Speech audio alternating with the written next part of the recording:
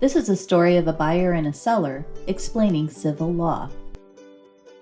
Seller Sarah and buyer Brian enter into a contract under which Sarah agrees to sell a used car to Brian. On the day the car is to be delivered, Sarah says, "I don't feel like sending it now. Sorry." This is considered a civil case, including Sarah the seller versus Brian the buyer. The law calls this a breach of contract. It is a wrong, though not a criminal wrong. But think of poor Brian.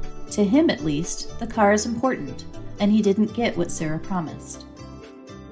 So the law, by creating a right to sue for breach of contract, has given Brian a remedy.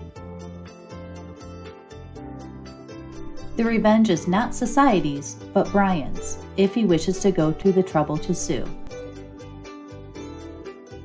The suit here is called Brian versus Sarah, and the state has no involvement except to the extent that Brian rents the courtroom, judge, sheriff, and other personnel through payment of fees.